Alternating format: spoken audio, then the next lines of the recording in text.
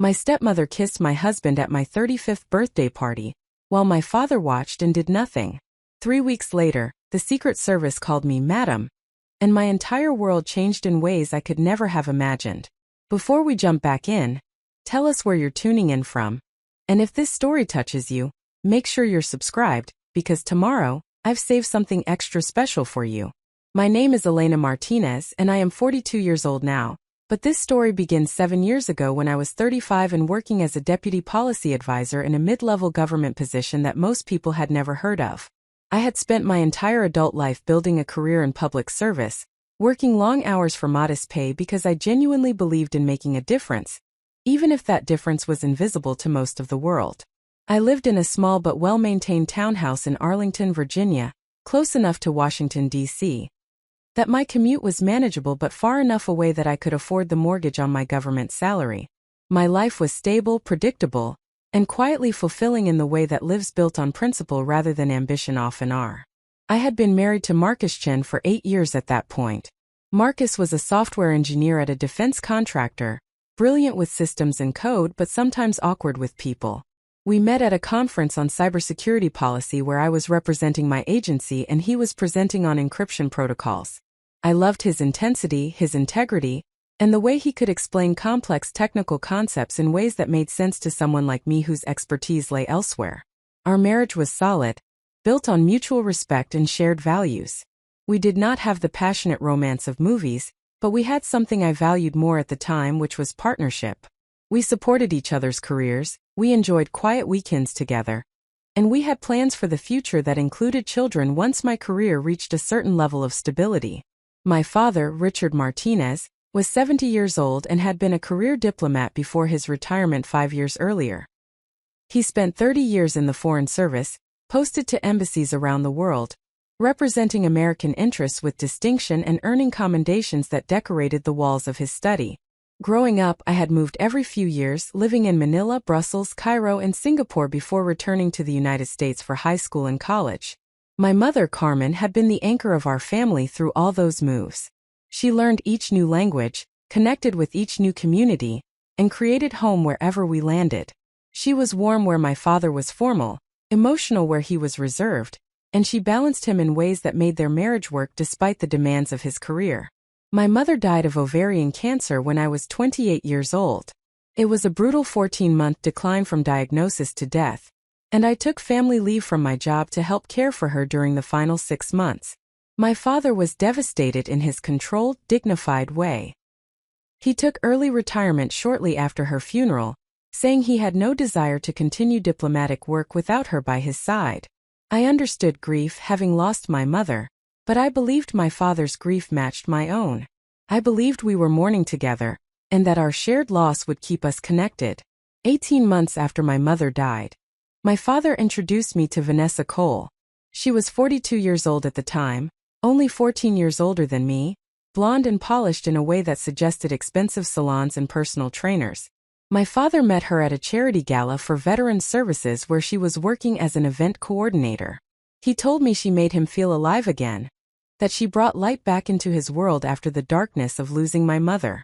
I wanted to be happy for him. I tried to be understanding and supportive, because I did not want my father to be lonely for the rest of his life. But something about Vanessa made me deeply uncomfortable from the first moment I met her.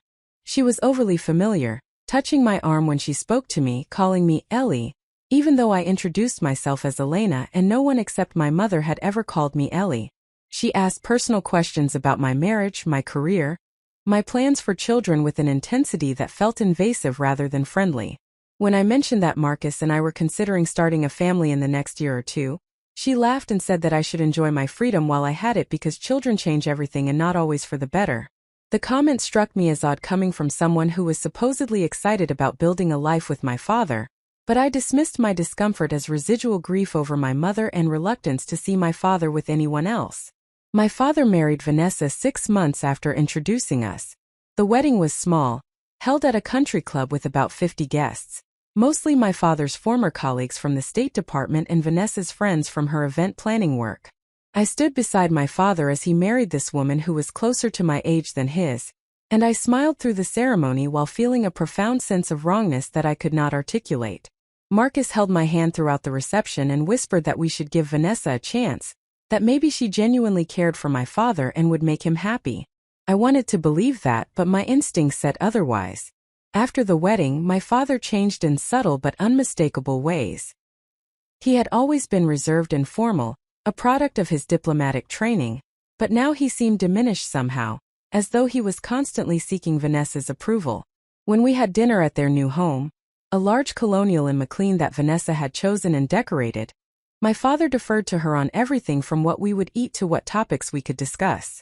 Vanessa dominated conversations, telling long stories about her event planning business and the important people she worked with, while my father sat quietly and nodded along.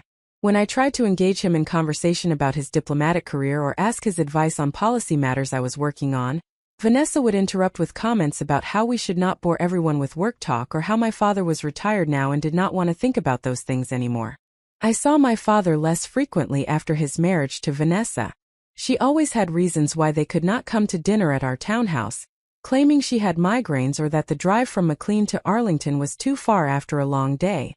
When we did get together, it was always at their house on Vanessa's terms and schedule.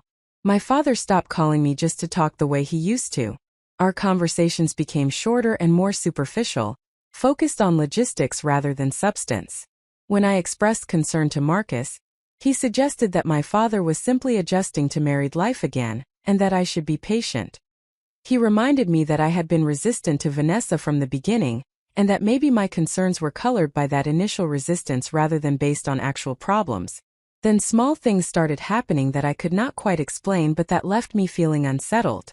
Vanessa began showing up at events where I would be present, even though she had no obvious reason to be there. When my agency held a public forum on infrastructure policy, Vanessa appeared in the audience and came up to me afterward, saying she just happened to be in the area and thought she would stop by to support me. When I attended a colleague's retirement party at a restaurant in Georgetown, Vanessa was there having dinner with friends at a nearby table, and she made a point of coming over to say hello and meet my colleagues. Each incident was innocent on its surface, but the pattern felt deliberate in a way I could not prove. Vanessa also started commenting on my appearance and my marriage in ways that felt inappropriate but were phrased as concern or advice. She told me that I should update my wardrobe because my professional clothes made me look older and more severe than necessary. She suggested that I should wear my hair down more often instead of pulled back in the bun I favored for work. She asked pointed questions about my marriage, wanting to know if Marcus and I still had passion or if things had become routine and boring. When I deflected these questions or told her politely that I did not want to discuss these topics, she would laugh and say she was just trying to help, that she wanted me to be happy and fulfilled. The most troubling pattern involved Marcus.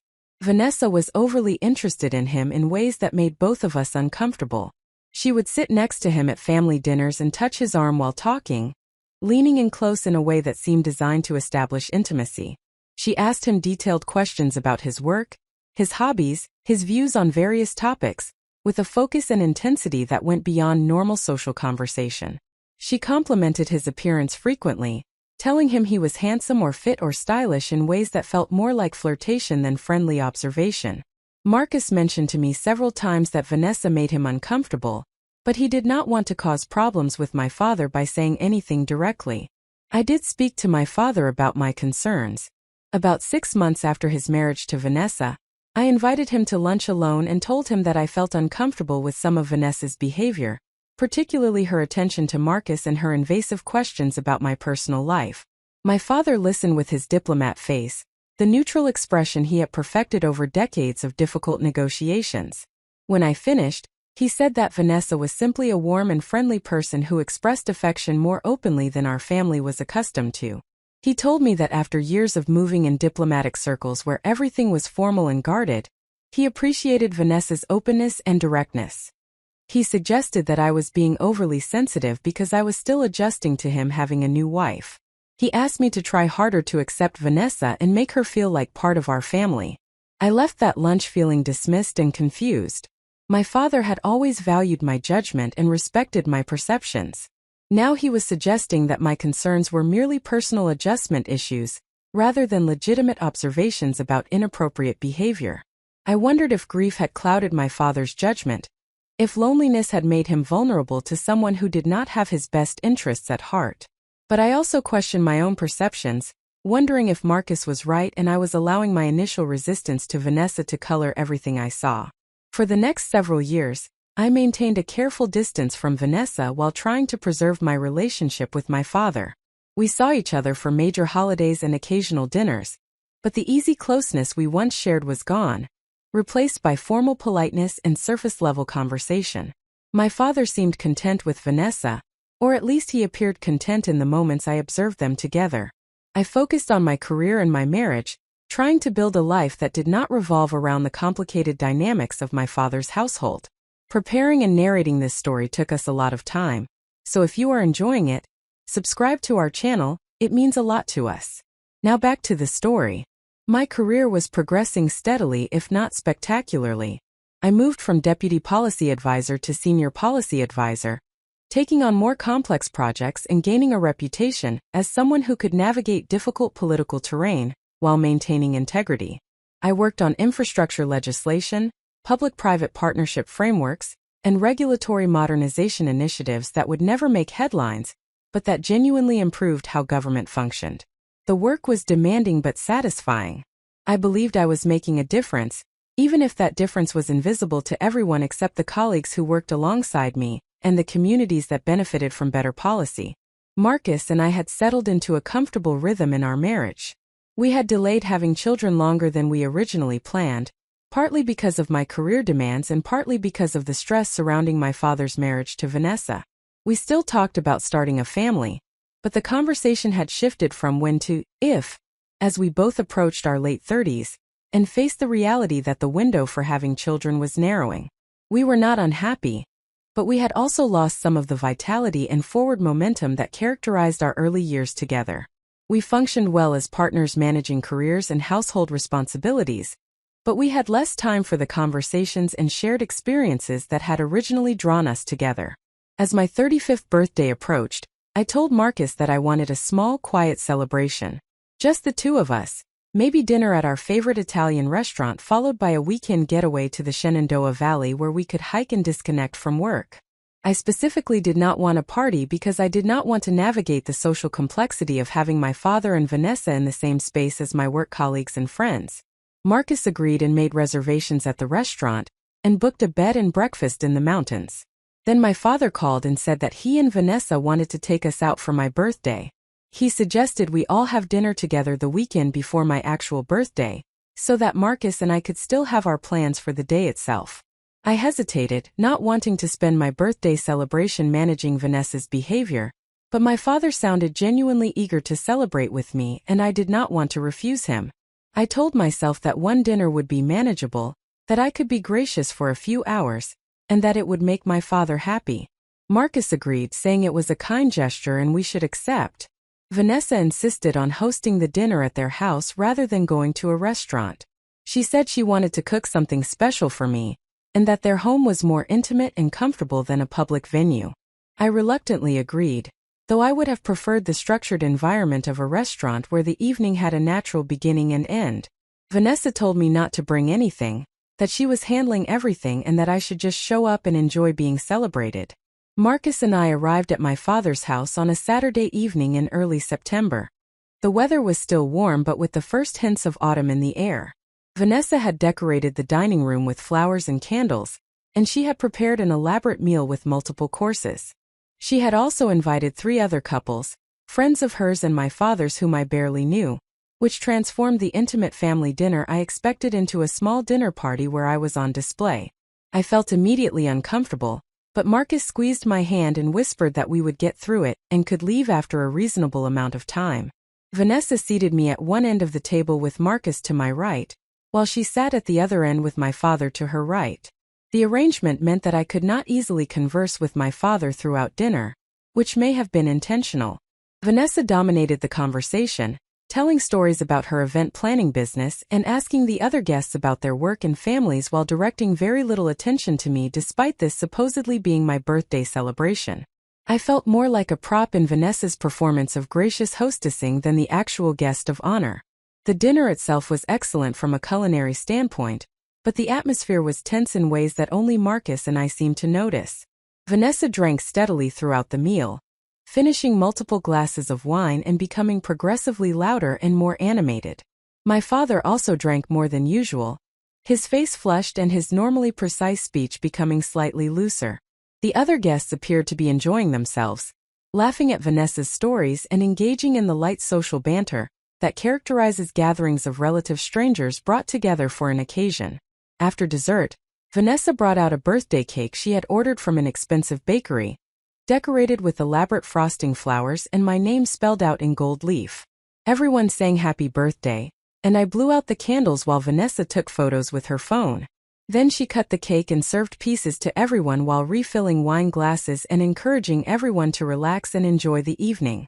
The dinner party was extending well beyond what I had anticipated, and I could see Marcus checking his watch discreetly, both of us thinking about the drive home and the late hour.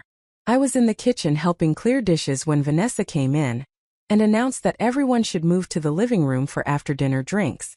I told her politely that Marcus and I needed to head home soon because we both had work in the morning, but she insisted that we could not leave yet because she had a special toast she wanted to make.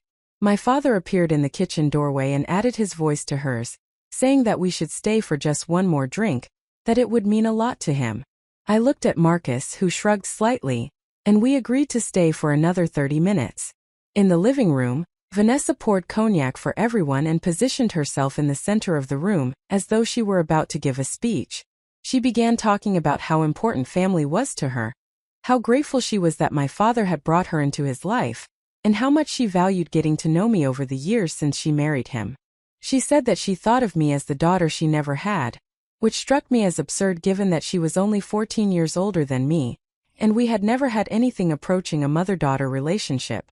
She went on about how she admired my career and my dedication to public service, how she thought Marcus and I made a wonderful couple, and how she hoped that we could all be closer in the years ahead. The speech was flowery and excessive, delivered with the practiced emotion of someone accustomed to performing at events. I smiled politely and thanked her, hoping this would signal the end of the evening. Instead, Vanessa walked over to where Marcus was standing near the fireplace, placed both hands on his shoulders, and said that she wanted to give him a special thank you for taking such good care of me and being such a wonderful addition to the family. Then she kissed him. Not a brief peck on the cheek that might be excused as European-style social greeting. She kissed him on the mouth, her hands on his face, leaning her body against his in a way that was unmistakably romantic rather than familial. The kiss lasted several seconds, long enough that the room fell completely silent and everyone watched in stunned disbelief. Marcus stood frozen, his arms at his sides, clearly shocked and not reciprocating but also not pulling away immediately. I felt as though the floor had disappeared beneath me. My heart pounded so hard I could hear it in my ears. Heat flooded my face and my hands clenched involuntarily. The other guests looked away, suddenly finding their drinks or the artwork on the walls intensely interesting. My father stood across the room, his face pale, but he said nothing. He simply stared at his wife kissing my husband at my birthday celebration in his home. When Vanessa finally pulled away from Marcus, she laughed, a bright tinkling sound that suggested she thought she had done something charming rather than appalling. Marcus stepped back immediately, his face flushed with anger and embarrassment. He opened his mouth to say something but seemed unable to find words adequate to the situation. Vanessa turned to me, still smiling, and said something about how lucky I was to have such a handsome husband, and how she just could not resist giving him a proper thank you. I stood up without saying a word. I walked to where my purse was hanging on the coat rack near the door, and I heard Marcus behind me saying a brief goodbye to no one in particular. My father finally spoke, saying my name once, but I did not turn around. Marcus and I walked out the front door, got in our car and drove away in complete silence. The shock was so total that neither of us could speak for the entire 20-minute drive home. When we pulled into our garage and the door closed behind us, we sat in the dark car without moving. Finally, Marcus said that he had no idea that was going to happen, that he was completely blindsided, and that he was furious at Vanessa for doing something so inappropriate and disturbing. I believed him. I had seen his face, his body language, his immediate retreat. He had not participated in that kiss. It had been done to him, not with him. But my father had stood there and watched his wife kiss my husband and said nothing. He had not stopped her. He had not apologized. He had not acknowledged that anything wrong had occurred. He let it happen, and in letting it happen, he chose Vanessa over me, over our relationship, over basic decency and respect. I went into our townhouse, walked directly to our bedroom, and sat on the edge of the bed staring at nothing. Marcus followed me in and sat beside me, putting his arm around my shoulders. We sat that way for a long time without speaking. Eventually, I asked him how long Vanessa had been inappropriate with him, whether this had been building and I had missed the signs. Marcus told me that she had been increasingly flirtatious over the past year, that her comments and touches had become more forward, but that he had never imagined she would do something so blatant in public. He said he had not told me the full extent of her behavior because he did not want to cause more problems between me and my father, but that he should have been more direct about how uncomfortable she made him feel. I could not sleep that night. I lay in bed replaying the evening, seeing Vanessa's hands on Marcus's face, seeing my father's pale, passive expression as he watched, feeling the shock and humiliation wash over me again and again.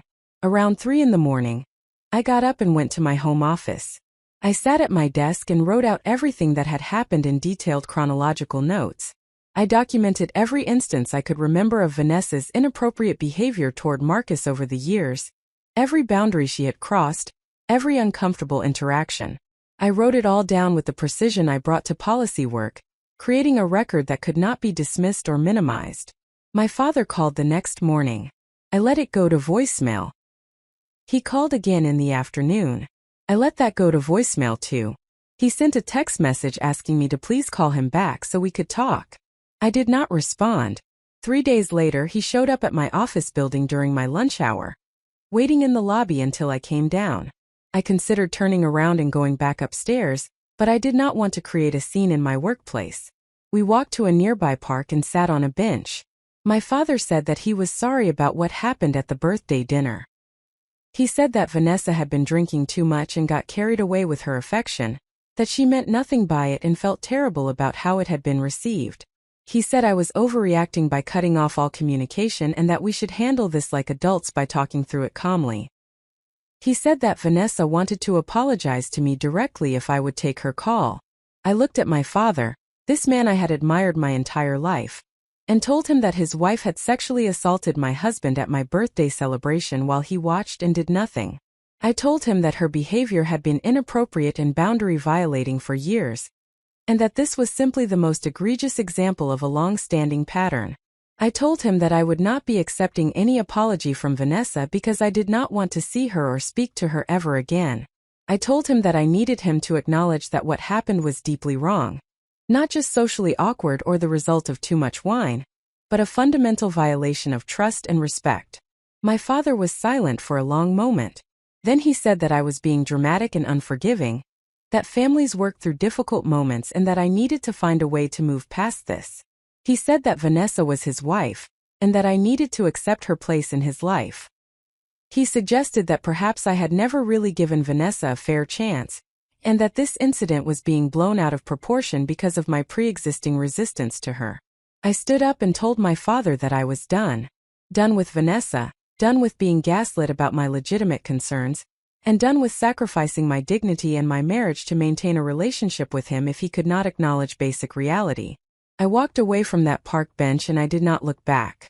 Marcus was completely supportive of my decision to cut off contact with my father and Vanessa. He said that what Vanessa had done was assault, that my father's failure to respond appropriately was inexcusable, and that we needed to protect ourselves and our marriage from people who would violate boundaries so flagrantly. We changed our phone numbers and blocked my father and Vanessa on all forms of social media. We told the few mutual friends we had with them that we were not interested in any messages or attempts at reconciliation. For the next 3 weeks, I functioned on autopilot. I went to work, I performed my duties competently, and I came home and moved through the routines of daily life. But internally I felt hollowed out. I had lost my mother to cancer and now I had lost my father to his inability to prioritize his daughter over a woman who had shown herself to be manipulative and inappropriate. I felt orphaned in a fundamental way, unmoored from the family structure that had defined my identity for 35 years. Then, on a Wednesday afternoon 3 weeks after my birthday disaster, my assistant knocked on my office door and told me I had a phone call. She looked slightly odd. Her expression caught between uncertainty and something like awe.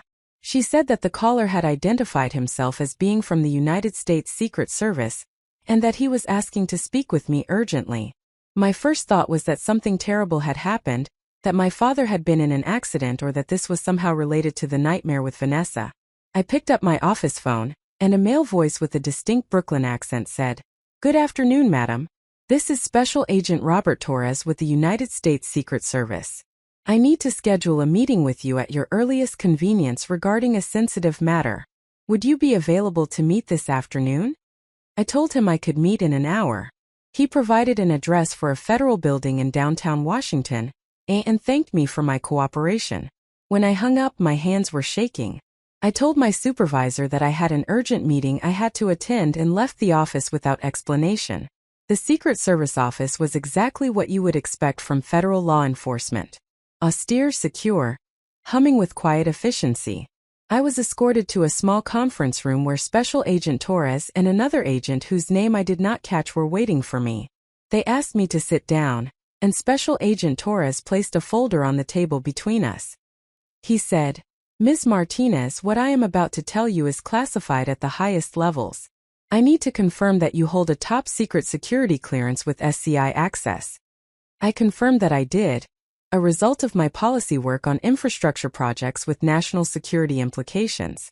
He continued, 3 days ago, the President of the United States personally selected you for a position that has not yet been publicly announced. You have been appointed as the Director of the newly created Office of National Infrastructure Security, a position that carries the rank of Assistant Secretary and reports directly to the National Security Advisor.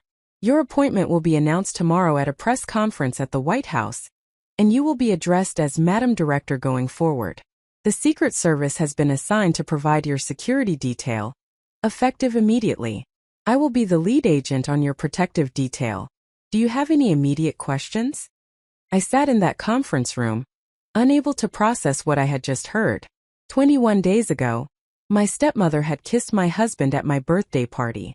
Now the Secret Service was calling me Madam, and telling me I would be working directly with the National Security Council in a position I had not applied for and did not know existed. My life had just changed in ways I could not yet comprehend, and this was only the beginning. The conference room remained absolutely silent after Special Agent Torres finished speaking. I could hear the hum of fluorescent lights overhead, and the distant sound of voices in the hallway outside. My mind struggled to process the information I had just received.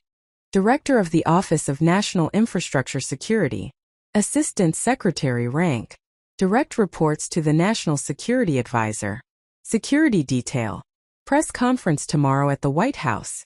I had spent 12 years working in infrastructure policy, moving from entry-level analyst positions to my current role as Senior Policy Advisor.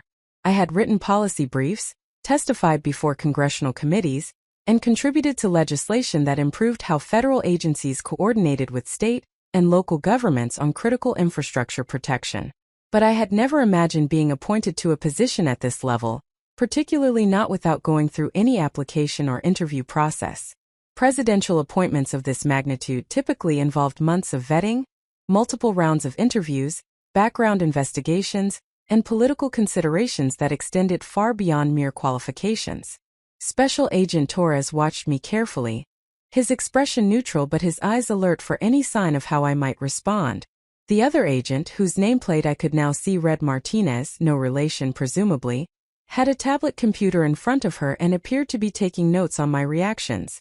I realized that this meeting was itself a form of assessment, that they were evaluating whether I could handle the shock and pressure of this sudden elevation. I took a breath and asked the most immediate question that came to mind. Why was I selected for this position? I was not aware that I was under consideration for any appointment, let alone one at this level. Special Agent Torres opened the folder in front of him and slid a document across the table toward me. It was a presidential memorandum, stamped with classification markings and bearing the seal of the President of the United States. The memo outlined the creation of the Office of National Infrastructure Security as a response to escalating cyber and physical threats against critical infrastructure systems. It detailed the position's responsibilities, which included coordinating protective efforts across 16 critical infrastructure sectors, liaising with intelligence agencies and the Department of Defense, and advising the president directly on infrastructure vulnerabilities that could affect national security. The memo listed the criteria used to select the director. The position required someone with deep expertise in infrastructure policy and operations, an existing top-secret clearance with specialized access, a reputation for integrity and nonpartisan professionalism, and the ability to work effectively across multiple agencies and levels of government. The final paragraph stated that after review of all qualified candidates, Elena Martinez was determined to be the individual best suited to establish and lead this critical office. I read the document twice, trying to understand how I had risen to the top of what must have been a competitive selection process without my knowledge or participation. My infrastructure work had been solid and well regarded within policy circles, but I was not a prominent figure. I did not have political connections or sponsors who could push my name forward for high-level appointments. I had deliberately kept my head down and focused on the work itself rather than on networking or political positioning. Special Agent Torres seemed to read my confusion. Ms. Martinez, your work over the past 5 years on public-private partnerships for critical infrastructure protection caught the attention of the National Security Council during a review of cybersecurity vulnerabilities. Your framework for coordinating federal, state, and private sector responses to infrastructure threats has been adopted by multiple agencies and is considered a model for how to approach these complex problems. Additionally, your testimony before the Senate Armed Services Committee last year on infrastructure resilience was specifically cited by the President as demonstrating the kind of clear thinking and non-political approach he wants in this position. I remembered that testimony. It had been on a Tuesday morning in March, and I had been called to provide technical expertise on how electromagnetic pulse events could cascade through interconnected infrastructure systems. I had spent 3 days preparing, reviewing classified intelligence assessments and running scenarios with colleagues from the Department of Energy and the Department of Homeland Security. The hearing had been sparsely attended, with only 4 senators present at any given time, and I had assumed my testimony would disappear into the congressional record without significant impact. Apparently, someone had been paying closer attention than I realized. When is the press conference scheduled? I asked, trying to focus on concrete details while my mind continued to spin with the implications of this appointment. Tomorrow at 2 o'clock in the afternoon in the East Room of the White House, Special Agent Torres replied. The President will make the announcement personally and take questions from the press. You will be expected to make brief remarks about your vision for the office and your commitment to protecting critical infrastructure. We will have a speechwriter available to work with you this evening if you would like assistance preparing your remarks, or you may prepare them yourself if you prefer. I had never spoken at a White House press conference. I had never been in the East Room. I had attended exactly 2 White House events in my entire career, both of them large receptions where I stood in the back and ate canapes while senior officials mingled near the front. The idea of standing beside the president while he announced my appointment and then addressing the White House press corps was so far outside my experience that it felt surreal. What happens between now and tomorrow afternoon? I asked, recognizing that I needed to understand the immediate timeline before I could process the longer-term implications. Agent Martinez spoke for the first time, her voice crisp and efficient. You will be briefed this evening on immediate security protocols and procedures. Your home will be assessed for security upgrades that will be installed over the next 48 hours.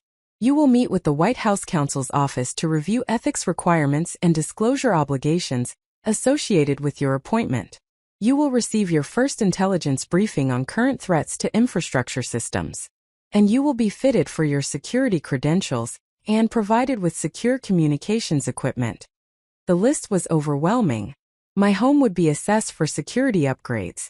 I would have security credentials and secure communications equipment. My life was being reorganized around protocols and procedures that existed in a world I had observed from a distance but never inhabited. I thought about Marcus, about our quiet townhouse in Arlington where we grilled on the back patio and had neighbors over for casual dinners.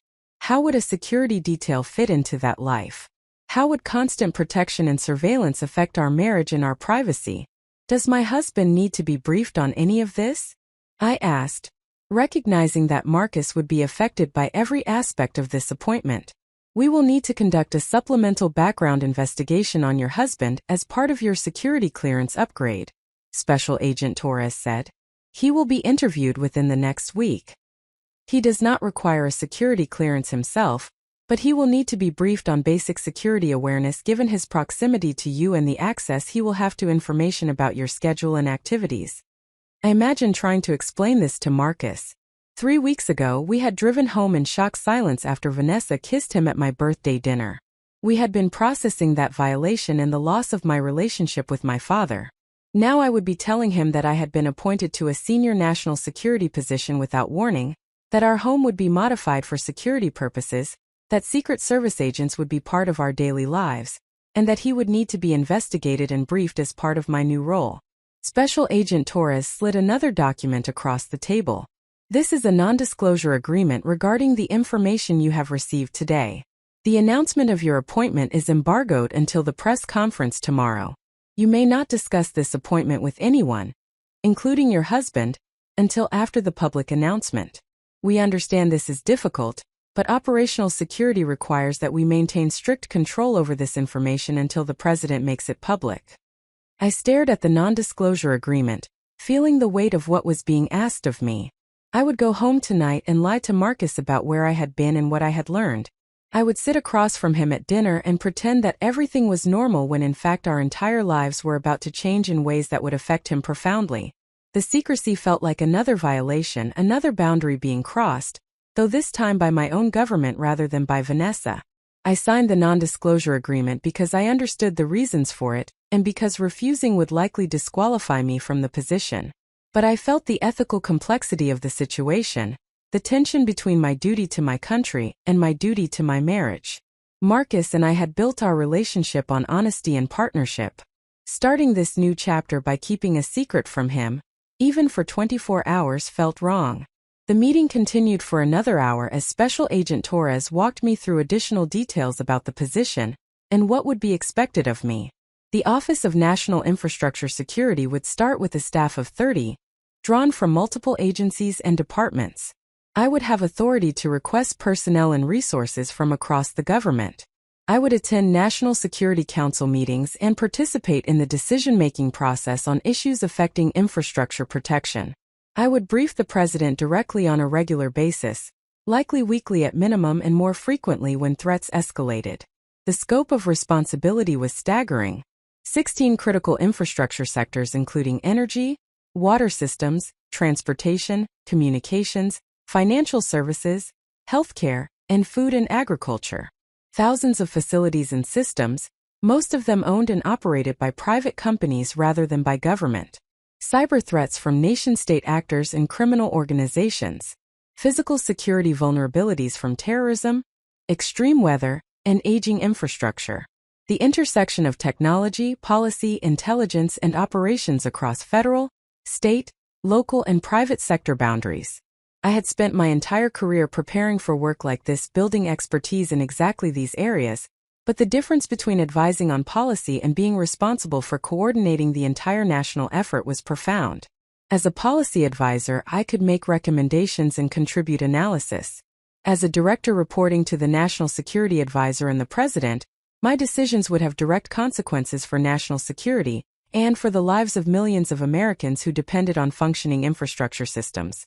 When the meeting finally concluded, Special Agent Torres informed me that I would be expected back at this location at 6 o'clock that evening for the first round of briefings. He emphasized again that I could not discuss my appointment with anyone until after the press conference. He provided me with a secure phone number I could call if I had questions or concerns before our evening session. Then he and Agent Martinez escorted me out of the building and back to the street where I had parked my car 2 hours earlier. I sat in my car in the parking garage and tried to organize my thoughts. The logical part of my mind was already thinking through the practical implications of this appointment. I would need to resign from my current position, though that would be handled through official channels. I would need to prepare for Senate confirmation hearings, assuming the position required Senate confirmation, which someone would presumably tell me this evening. I would need to think about staffing and operational structure for a new office being created from nothing. I would need to get up to speed on classified threat information that I had not previously had access to despite my clearance. But underneath the logical planning, I felt a deep current of anxiety about how this would change my life in ways that extended far beyond professional responsibilities. I would lose my privacy and my anonymity. I would be a public figure subject to scrutiny and criticism. My words and actions would be analyzed and misinterpreted. I would have political enemies who opposed the office itself or who saw me as a proxy for attacking the administration. I would work constant long hours under immense pressure with stakes that extended to national security and public safety. I thought about my mother, about the years she spent supporting my father's diplomatic career, managing households in foreign countries while raising me, and navigating the complex social obligations of embassy life. She had been extraordinarily capable, but she had also sacrificed her own career and identity to enable his. I had deliberately chosen a different path, building my own career and maintaining my independence rather than defining myself through someone else's work. Now I was being asked to step into a role that would consume my life and inevitably affect Marcus's life in ways that he had not chosen and might not want. I drove back to my office and spent the rest of the afternoon trying to focus on work, while my mind kept circling back to the meeting with the Secret Service. My assistant noticed that I was distracted and asked if everything was all right. I told her I was fine, just dealing with a personal matter, and felt the lie compound the guilt I already felt about keeping this secret from Marcus. I left work early, claiming a headache that was not entirely fabricated, and drove home through the late afternoon traffic. Marcus was already home when I arrived, having left his office early to work from home for the rest of the day. He was in the kitchen starting dinner, something simple with pasta and vegetables. He greeted me with a kiss and asked about my day in the casual way that married people do when they expect nothing remarkable. I told him it had been busy and asked about his day. He talked about a coding problem he was trying to solve, and a meeting with a client that had gone well. We moved around the kitchen together in the familiar dance of people who have shared space for years, and I felt the growing weight of everything I could not tell him. Over dinner, Marcus brought up the situation with my father and Vanessa for the first time in several days. He asked if I had thought any more about whether I might eventually be willing to have some kind of limited contact with my father, perhaps without Vanessa present. He said he understood my anger and supported my decision to cut off contact, but he wondered if there might be some middle ground that would allow me to maintain a relationship with my father while protecting ourselves from Vanessa. I told him that I was not ready to consider any contact with my father as long as he remained married to Vanessa and unwilling to acknowledge that her behavior was inappropriate and harmful. I said that my father had chosen his wife over his daughter, and that I needed him to understand the consequences of that choice before I could consider any kind of reconciliation. Marcus nodded and said he understood, and we moved on to other topics. I thought about how this conversation would change after tomorrow. The appointment would consume my time and energy in ways that would make my relationship with my father even more complicated. If my father saw news of my appointment, which he certainly would, he might reach out to congratulate me or attempt to use the appointment as an excuse to reconnect. Vanessa might see opportunities to insert herself into my professional life through the social and political connections that came with a position at this level. I would need to establish firm boundaries and might need the help of the Secret Service to enforce them. After dinner, I told Marcus I needed to go back to the office for an evening meeting about an urgent project. The lie came more easily than I wanted it to, sliding out in a casual tone that suggested routine work obligations rather than life-changing secrets. Marcus accepted the explanation without question because he had no reason to doubt me, and his easy trust made me feel even worse about the deception. I kissed him goodbye, grabbed my work bag, and drove back into the city toward the federal building where I would spend the next 4 hours learning about my new life. The evening briefings were intensive and overwhelming. I met with attorneys from the White House counsel's office who explained ethics requirements and financial disclosure obligations. I would need to divest from certain investments that could create conflicts of interest. I would need to recuse myself from decisions involving companies or organizations where I had personal connections. I would be subject to strict rules about gifts, travel, and outside income. My financial life would be scrutinized, and any potential conflicts would be used by political opponents to question my integrity or fitness for the position. I met with intelligence analysts who provided an overview of current threats to critical infrastructure systems. Nation-state actors from China, Russia, Iran, and North Korea had all demonstrated capabilities to penetrate industrial control systems and could potentially cause significant disruption or destruction if they chose to activate their access. Criminal organizations were increasingly targeting infrastructure systems for ransomware attacks, and the payments demanded were escalating into millions of dollars per incident. Domestic extremist groups had shown interest in attacking infrastructure as a means of creating chaos or making political statements. The threat environment was complex, evolving, and required constant vigilance. I met with security specialists who walked me through protocols for my protection detail. I would have agents with me whenever I left my home. My movements would be logged and tracked. I would use secure vehicles for transportation. My electronic devices would be protected and monitored. My home would have security cameras, reinforced entry points, and alarm systems. I would need to inform my detail in advance of any travel or schedule changes. My life would be organized around security considerations that I had never needed to think about before. I met with a communications advisor who explained how media interactions would work. I would not speak to press without coordination with the White House Communications Office. I would receive training on how to handle interviews and public appearances. I would need to be careful about my social media presence and would likely be advised to stop using personal accounts. Everything I said publicly would be analyzed and could be used either to support or undermine the administration's broader agenda. By the time the briefings concluded at 10 o'clock at night, I felt exhausted and overwhelmed.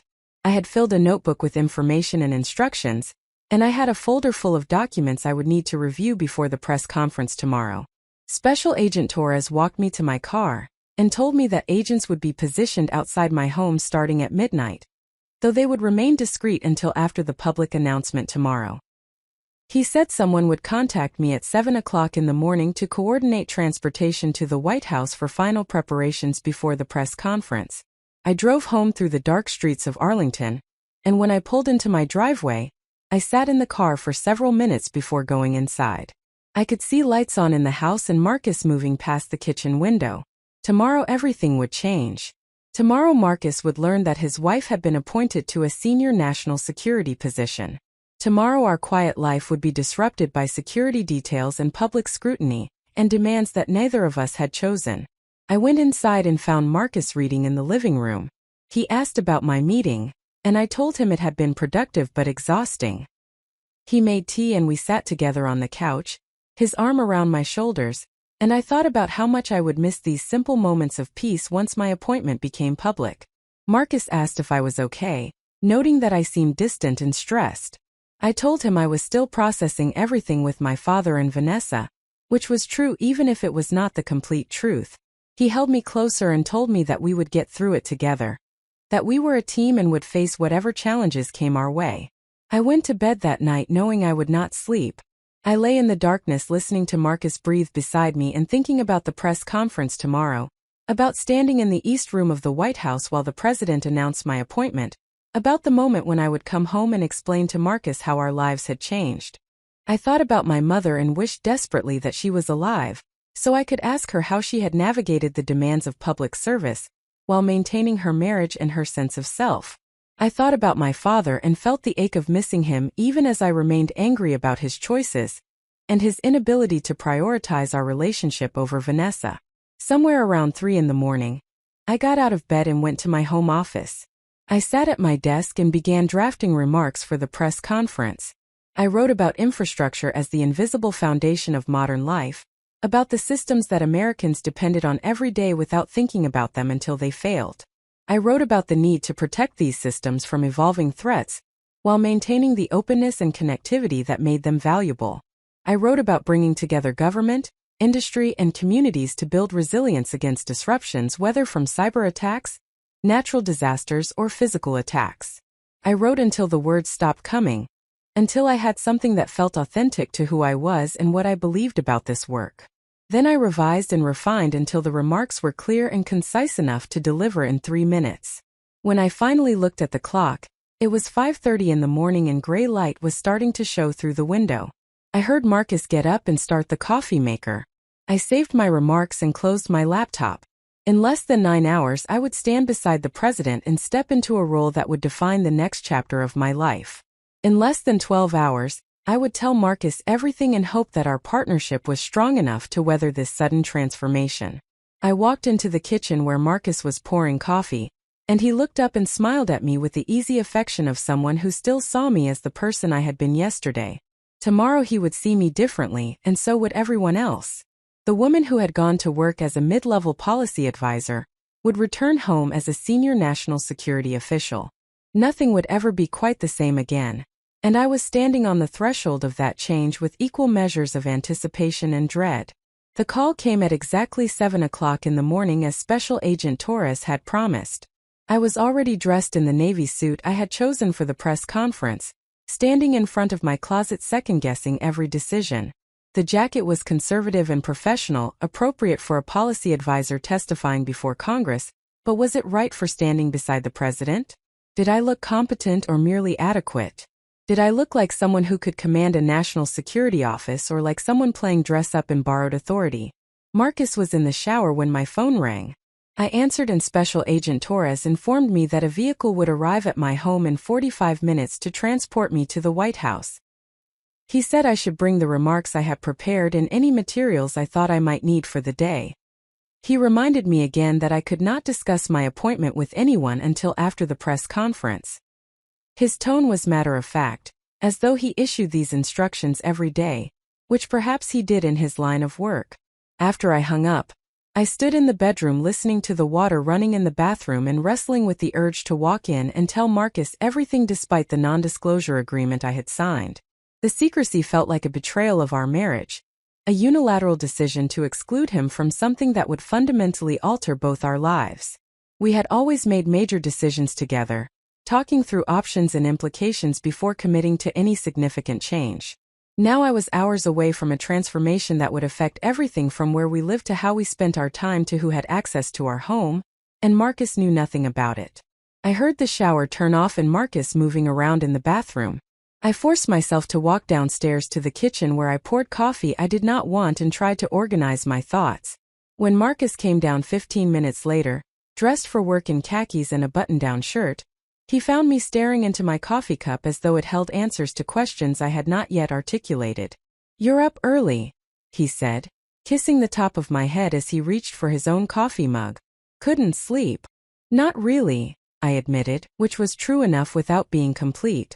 "I have a meeting this morning that I'm nervous about." Marcus sat down across from me at our small kitchen table, the same table where we had eaten dinner together thousands of times over 8 years of marriage. "Anything you want to talk through?" he asked. "I've got some time before I need to leave." I wanted desperately to tell him everything. I wanted to explain about the Secret Service visit, about the appointment, about the press conference that would happen in less than 7 hours. I wanted to process this massive change with my partner, the person who knew me best and who would be affected by every aspect of this new role. Instead, I shook my head and manufactured a smile. "It's just work stuff," I said.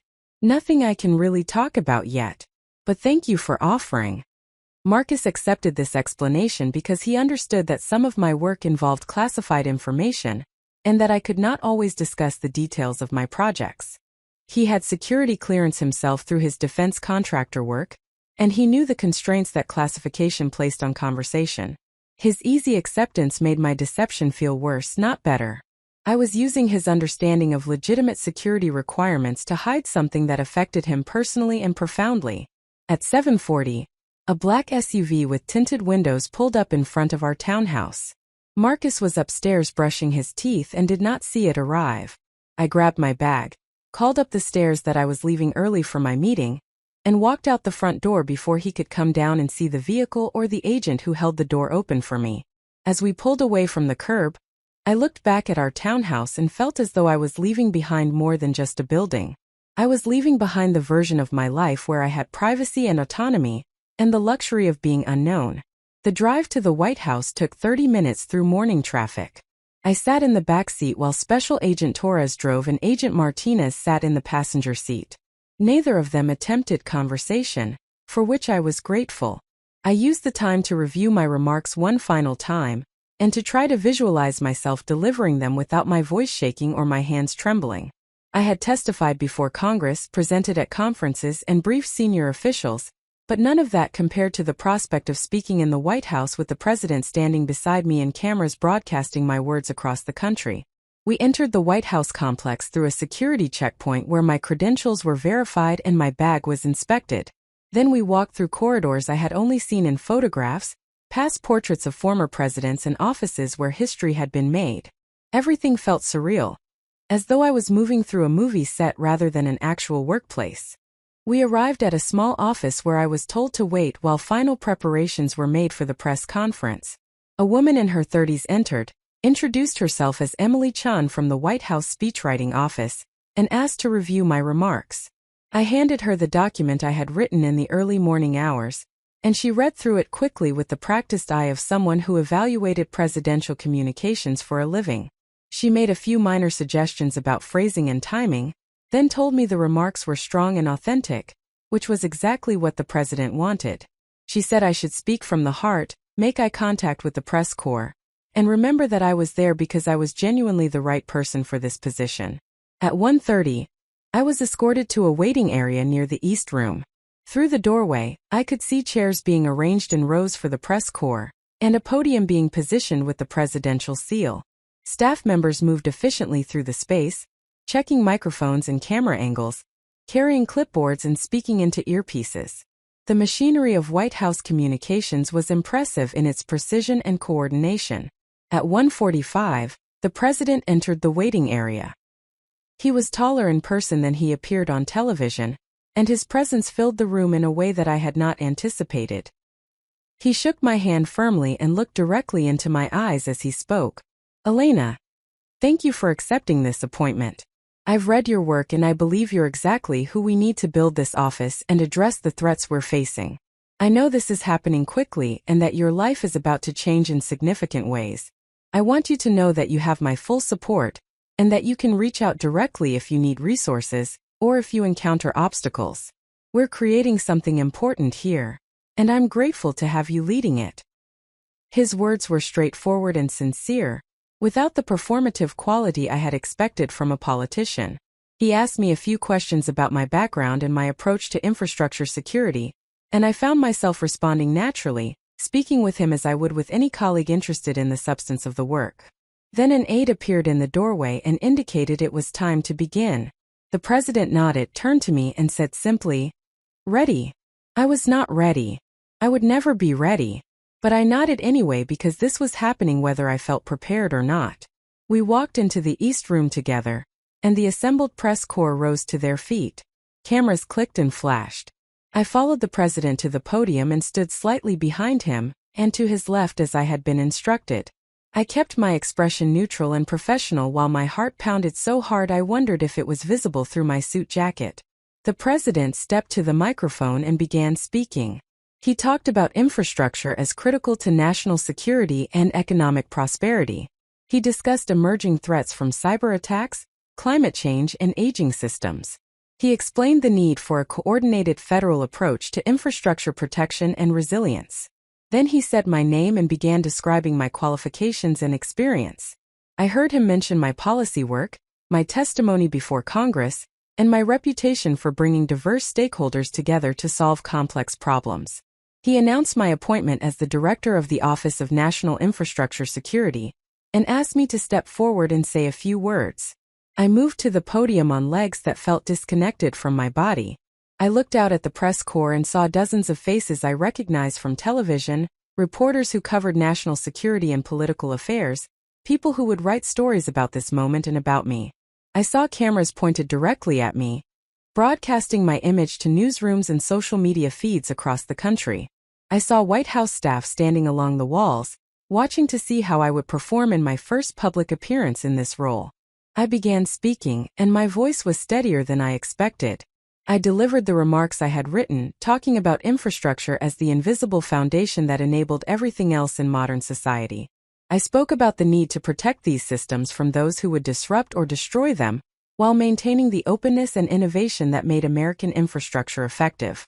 I committed to bringing together government, industry, and communities to build resilience, and to working transparently with Congress and the public. I kept my remarks to exactly 3 minutes as I had been instructed, And when I finished, the president returned to the podium and opened the floor for questions. The questions came rapidly, some directed at the president and some at me. Reporters asked about budget and staffing, about my qualifications and background, about how this office would coordinate with existing agencies, about specific threats and vulnerabilities. The president answered most of the questions himself, but he directed several to me and I responded as clearly and specifically as I could without revealing classified information. I was aware of performing in real time, of every word being recorded and analyzed, but I focused on answering truthfully and substantively rather than worrying about how I appeared. After 20 minutes, the president concluded the press conference. We walked out of the East Room together, and once we were back in the private corridor, he shook my hand again and told me I had done well. Then he was surrounded by aides and moved off toward another meeting, and I was left standing with Special Agent Torres, who told me we needed to return to the Federal Building for additional briefings. I checked my phone for the first time in 2 hours and found 17 missed calls and 43 text messages. Most were from colleagues and acquaintances who had seen the press conference and were reaching out to congratulate me. 3 were from Marcus, each one more urgent than the last. The first message, sent at 2:15, read, "Are you okay? I just saw something on the news that looked like you at the White House." The second message, sent at 2:23, "Elena, I'm watching the press conference. What is happening? Why didn't you tell me about this?" The third message, sent at 2:35, "Please call me as soon as you can. I don't understand what's going on." I felt the guilt crash over me in a wave that made my hands shake as I held the phone. Marcus had learned about my appointment by watching television news. He had seen me standing beside the president and heard about my new position at the same time as millions of strangers across the country. I had not been able to prepare him or explain the situation in private before it became public knowledge. The non-disclosure agreement had prevented me from giving him even a few hours of advance notice, and now he was processing this massive change alone while I was surrounded by Secret Service agents and White House staff.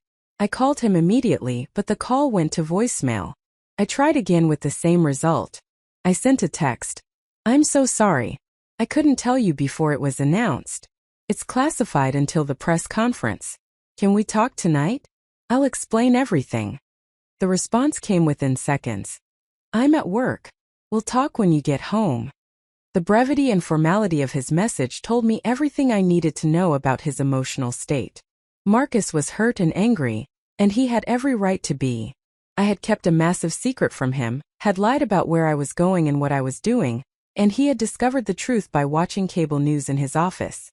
Our partnership, which I valued above almost everything else in my life, had been damaged by my inability to trust him with information that affected him directly. Special Agent Torres drove me back to the Federal Building, where I spent the next 4 hours in meetings about security protocols, staffing plans, and operational procedures. I tried to focus on the information being presented, but my mind kept returning to Marcus and to the conversation we would need to have when I finally got home. I thought about how to explain the secrecy, how to help him understand that I had not been trying to exclude him but had been bound by classification requirements that I could not violate regardless of how much I wanted to tell him. Around 6 o'clock, I was finally released for the day with instructions to report to a temporary office space tomorrow morning, where I would begin the actual work of building the Office of National Infrastructure Security. Special Agent Torres drove me home, and as we pulled onto my street, I saw Marcus's car already in the driveway. Lights were on throughout the house, and I could see his silhouette moving past the living room window.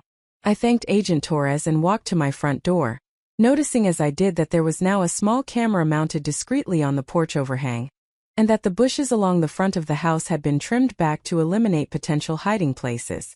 The security modifications had begun while I was gone, transforming my home into a protected space without my presence or input. Marcus was sitting on the couch when I walked in, his laptop open in front of him showing news coverage of my appointment. He looked up when I entered but did not stand or come to greet me. His expression was carefully neutral, the look he had when he was angry but trying to control his emotions. "When were you planning to tell me?" he asked, his voice quiet and controlled. "Tonight? Tomorrow? Next week?" I sat down in the chair across from him, maintaining some physical distance because I could sense that he needed space. "I found out yesterday afternoon," I said. The Secret Service called me to a meeting and told me about the appointment. I was required to sign a non-disclosure agreement. I literally could not tell you until after the press conference. I wanted to tell you. I hated keeping it from you. You lied to me, Marcus said, and the hurt in his voice was worse than anger would have been. You told me you had a work meeting last night. You told me you had a meeting this morning. You walked out the door this morning and said you'd see me tonight, and you didn't mention that you were going to the White House to be appointed to a senior national security position. I couldn't mention it, I said, trying to make him understand the constraints I had been under. The information was classified until the president announced it. If I had told you, I would have been violating federal law, and I probably would have lost the position before I even started. So you chose the position over our marriage, Marcus said. You chose to protect your career over being honest with your husband. That's not fair, I said, feeling my own anger rising to meet his. I didn't choose this appointment. It was offered to me without warning. I didn't have time to prepare or to figure out how to handle it. I was trying to follow the rules and do what I was supposed to do. You had 24 hours, Marcus pointed out. You came home last night after your meetings with the Secret Service. We sat on this couch together. I asked if you were okay, and you told me you were just processing things with your father. You could have told me something was happening even if you couldn't tell me the details. You could have said that things were about to change and that we needed to talk after it became public. Instead, you acted like everything was normal, and let me find out by watching television news. He was right and I knew it. I could have prepared him without violating the non-disclosure agreement.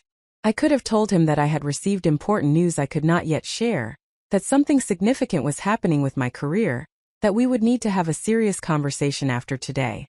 Instead, I had chosen the path of least immediate resistance, avoiding a difficult conversation by pretending everything was fine. You're right, I said, meeting his eyes. I should have found a way to prepare you. I was overwhelmed and I didn't handle it well. I'm sorry. Marcus closed his laptop and set it aside. What does this appointment mean for us? He asked. For our life together? Because from what I've been reading today, directors at this level work constant long hours, travel frequently, live under constant security, and have basically no privacy. Is that accurate? I think so, I admitted. I'm still learning what the position entails. But yes, there will be security protocols and long hours and public scrutiny. Our home is already being modified with cameras and security systems. I'll have a protective detail that goes with me places.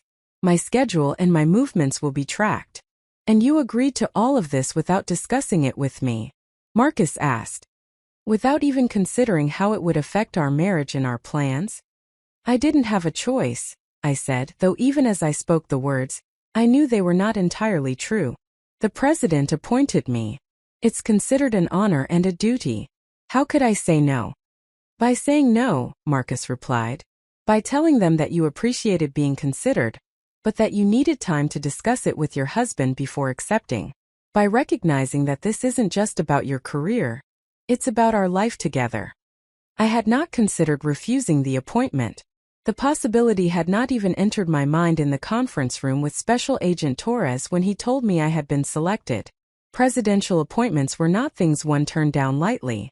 They were opportunities that came once in a career, if at all.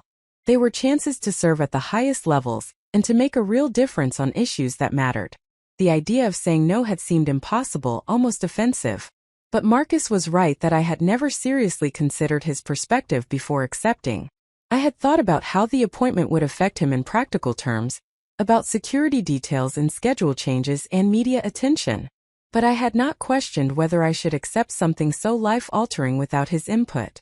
I had simply assumed that this opportunity was too important to decline, and that Marcus would adjust to whatever changes came with it. I didn't think I had the option to say no, I said quietly. I didn't think refusing was a real choice. Everything is a choice, Marcus said. You chose to accept without discussing it with me. You chose to keep it secret rather than finding a way to prepare me. You chose your career over our partnership. Again. The word again hung in the air between us, carrying weight I had not anticipated. What do you mean again? I asked. Marcus stood up and walked to the window, looking out at the street where unmarked security vehicles were now discreetly positioned. I mean that this has been the pattern of our marriage for years. Your career comes first. Your work takes priority. We plan things and then you cancel because something comes up at the office. We talk about having children and you say not yet because you're working on an important project. We discuss taking a vacation and you say you can't take the time off. Everything revolves around your work, and I've accepted it because I love you and because I believe in what you do. But this is different. This isn't just prioritizing your work. This is fundamentally changing our entire life without even asking if I'm okay with it. I heard the years of accumulated frustration in his words, the resentments that had apparently been building while I focused on my career, and assumed that Marcus was content with our arrangement. I had thought of our marriage as a partnership of equals, two people supporting each other's professional ambitions. But apparently Marcus had experienced it differently, as a marriage where his needs and preferences consistently came second to mine. I didn't know you felt this way, I said, which sounded inadequate even as I spoke. Why didn't you tell me you were unhappy with how we balance work and personal life? I did tell you, Marcus said, turning to face me. Maybe not in those exact words, but I've brought it up multiple times over the years. Every time I suggest we start trying for children, you have reasons why the timing isn't right. Every time I want to plan a trip, you're in the middle of a crucial project. I've learned not to push because it just leads to conflict and you choose work anyway. I thought back through our conversations over the past few years, trying to remember the discussions he referenced. I found them in my memory, but they looked different from this perspective. I had experienced those conversations as Marcus being generally supportive, while expressing mild preferences that we could address later. He had apparently experienced them as repeatedly being told that his desires were less important than my work obligations. I'm sorry, I said again, recognizing that the apology was insufficient but not knowing what else to offer. I didn't realize I was making you feel consistently deprioritized. I thought we were both focused on our careers and would make time for family later. There is no later with this appointment, Marcus said. This position will consume your life for years. If you accept it, we're not having children. We're not taking those trips we've talked about. We're not having the quiet life we've built here. Everything changes, and I don't get a vote in whether that's what I want. I sat with the truth of his words. If I fully committed to this position, building a new office and coordinating national infrastructure security efforts, I would have no time or energy for anything else. The window for having children, already narrowing given my age, would close completely. The balance we had struggled to maintain between work and personal life would tilt entirely toward work. Marcus would be married to someone whose life revolved around national security briefings and crisis response, someone who was never truly off duty and never fully present. What do you want me to do? I asked. Do you want me to decline the appointment? Marcus was quiet for a long time, staring out the window. When he finally spoke, his voice was tired. I don't know. I don't want to be the person who holds you back from an opportunity like this. I don't want you to resent me for asking you to choose between your career and our marriage. But I also don't want to sign up for a life I didn't choose and don't want. I need to think about whether I can do this, whether I can be married to someone whose work will always come first and whose life will be under constant scrutiny. The possibility that Marcus might not be able to accept this new reality, that my appointment might cost me my marriage, had not seriously occurred to me until this moment. I had assumed that Marcus would adjust as he always had, that he would support my career even if it required sacrifices from both of us. The idea that this might be the breaking point, the change too large to accommodate, made my chest tighten with anxiety that had nothing to do with national security threats. I don't want to lose you, I said, and my voice broke on the words. You're more important to me than any position or career opportunity. Then why does it never feel that way? Marcus asked, and the question was not accusatory but genuinely confused, as though he was trying to understand something that had never made sense to him. I did not have a good answer. I loved Marcus. I valued our marriage. I believed that my career and my relationship could coexist in productive balance. But when I looked at my actual choices and priorities over the years we had been together, I could see the pattern Marcus described. Work had consistently won when there were conflicts. My ambitions had shaped our life together more than his had. I had taken his support for granted while pursuing my own goals. We talked for another hour, circling around the same issues without reaching any resolution. Marcus was hurt and uncertain about whether he wanted to be married to someone in my new position. I was defensive about my career choices but also beginning to recognize that I had not fully considered the impact on my marriage. Eventually, exhaustion overtook both of us and we agreed to table the conversation for another day. Marcus went upstairs to bed while I sat alone in the living room, staring at my phone where messages continued to arrive from colleagues and contacts congratulating me on my appointment. I thought about Vanessa kissing Marcus 3 weeks ago at my birthday dinner, about my father's failure to protect our relationship, about the loss of family connection that still ached despite my anger. Now I was facing the possibility of losing my marriage too. Not through betrayal but through my own choices and priorities. I had been so focused on the professional opportunity represented by this appointment that I had not adequately considered the personal cost, and I was beginning to understand that the price might be higher than I had imagined. I did not go to bed that night. After Marcus went upstairs, I remained on the couch in the living room, my laptop open as I read through the flood of news articles about my appointment. The coverage ranged from straightforward reporting of the facts to opinion pieces analyzing what my selection meant for the administration's infrastructure priorities. Several articles included biographical information about me that had been pulled from public records and LinkedIn profiles, painting a picture of my career that was accurate, but somehow felt like it described a stranger. One article focused on my testimony before the Senate Armed Services Committee, calling it prescient and demonstrating unusual clarity about emerging threats. Another piece questioned whether I had sufficient management experience to build a new office from scratch, noting that I had spent my career in policy roles rather than operational leadership. A third article mentioned my father's diplomatic career and speculated about whether family connections had played a role in my appointment, which would have been laughable if it were not so painful given the current state of my relationship with my father. Around 3 a.m, I found an article that made me stop scrolling. It was from a national security blog, known for deep dives into personnel decisions and government operations.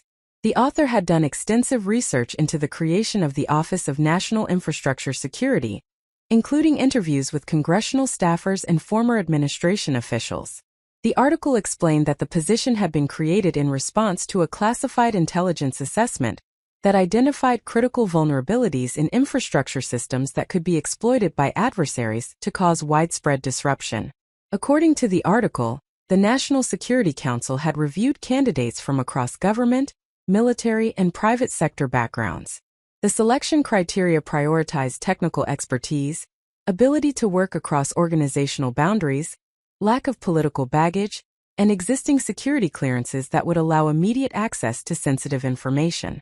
My name had emerged as the leading candidate because I had deep knowledge of infrastructure systems, established relationships with key stakeholders, a track record of producing results in complex policy environments, and no obvious political allegiances that would complicate Senate confirmation.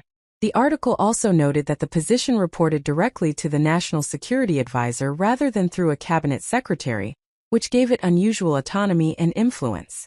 The director of the Office of National Infrastructure Security would participate in National Security Council principals meetings when infrastructure issues were on the agenda, would have access to the president for urgent matters, and would control significant resources for coordinating protective efforts across government and the private sector.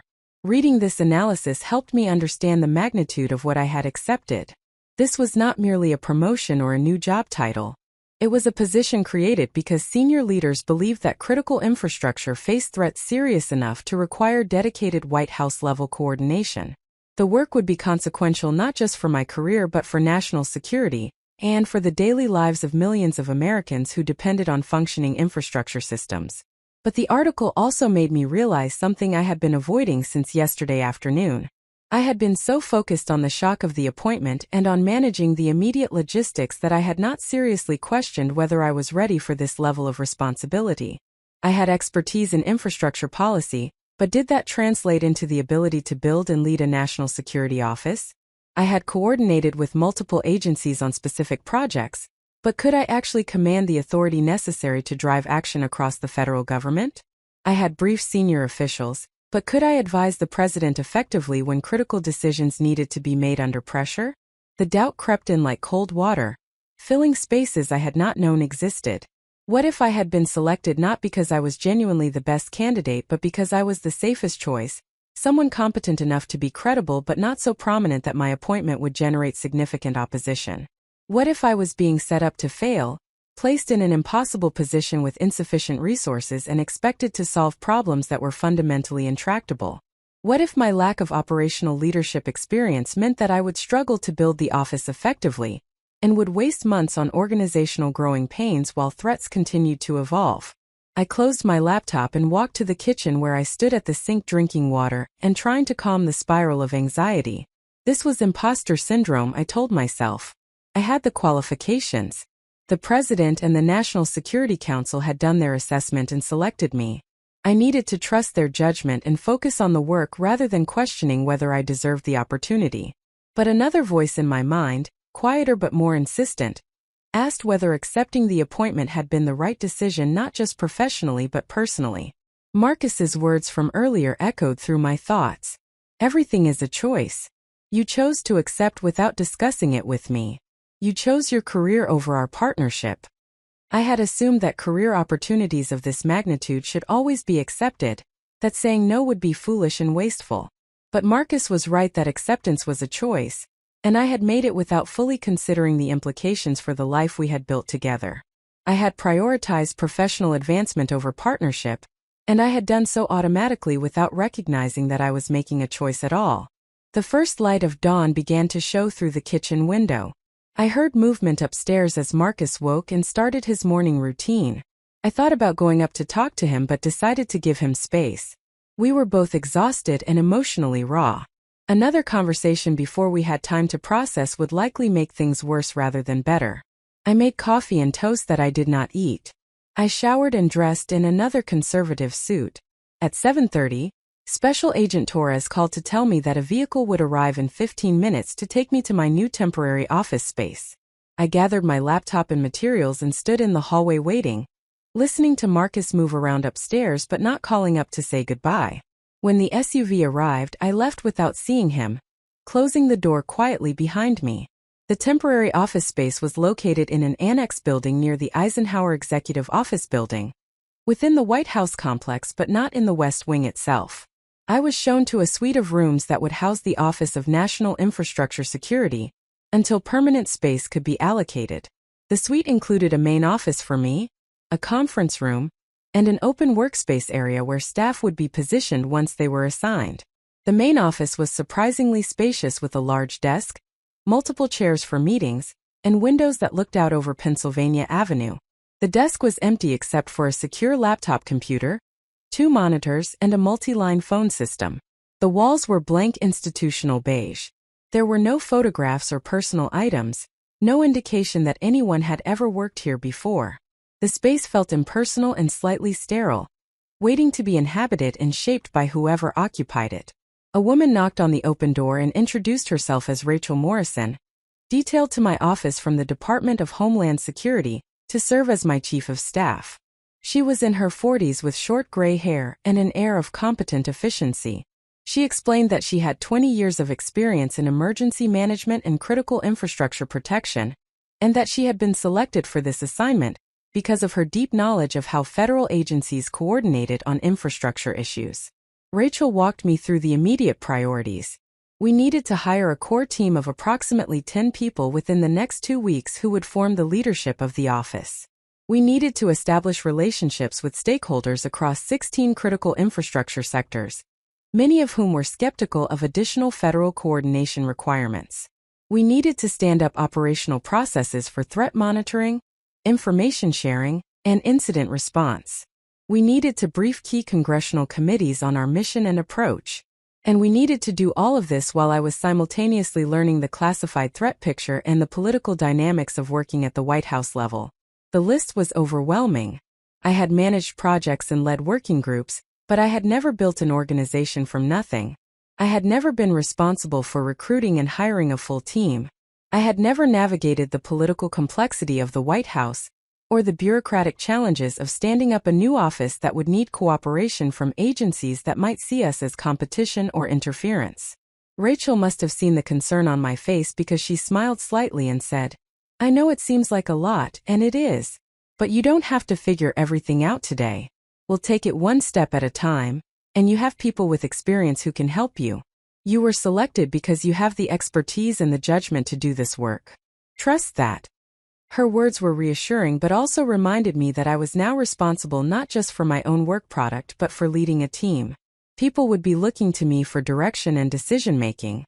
I would need to set the tone and the priorities. I would need to inspire confidence even when I felt uncertain. Leadership at this level required a different skill set than the analytical and policy work I had done throughout my career. The morning was consumed by briefings. Intelligence analysts from multiple agencies came to walk me through current threat assessments related to infrastructure systems. I learned about ongoing cyber intrusion attempts against electrical grid operators, about reconnaissance activities suggesting adversaries were mapping water treatment facilities, about vulnerabilities in telecommunications networks that could be exploited to disrupt emergency services.